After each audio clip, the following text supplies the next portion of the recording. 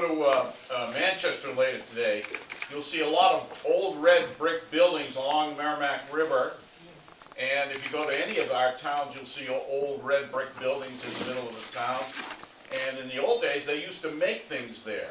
And all the things that they used to make in those buildings are now made in China and Indonesia and Taiwan and places like that.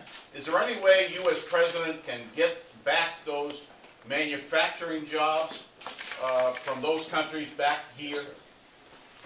Yes, and you just described one of the great reasons that the over-litigation, over-taxation, and over-regulation in particular, those last two, have driven so many of our countries, companies offshore. Just this week, the Chief Executive Officer of Coca-Cola, one of the great old venerable companies in this country, made the statement that it was easier to do business in China, Richard, than it was in America. Now think about what that statement. That it is easier to do business in a communist country than it is in the United States. What have we let happen to this country? And what he was talking about is the regulatory side of it. We pushed so many of our businesses offshore because we allowed for activists in some form or fashion, and I will suggest to you that EPA is one of the worst culprits, where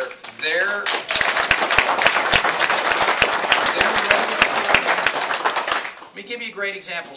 Texas cleaned up its air as well as any other state during the decade of the 2000s. We reduced ozone by 27% levels, down by 27%, nitrogen oxide down by 58%. Those are real pollutants, and we cleaned up our air. This is the air that our kids breathe. We did that. But this federal government, this EPA, came into Texas in January and said, we're going to take over your air permitting process because we don't like the way that you're doing it, in essence. But that will mean, at our comptroller's estimate, the loss of 360,000 jobs. They will leave and go offshore. Listen, we live on the Gulf of Mexico. I understand the importance of being able to drill safely there and making sure that we don't put our environment in jeopardy. But we know how to do that. Yes, from time to time there are accidents. But if we're going to work on the concept of accident-free world, there will be no manufacturing in America anywhere, anytime into the future. We have to be thoughtful. We use science on how we protect our environment, but we've got to get back to drilling, for instance, and using our natural resources, whether I mean, whatever energy source it is, needs to be freed up from over-regulation out of Washington, D.C., and then let them compete for the free market. And I don't care whether it's wind or whether it's solar or whether it's clean coal or whether it's oil and gas or whatever it may be.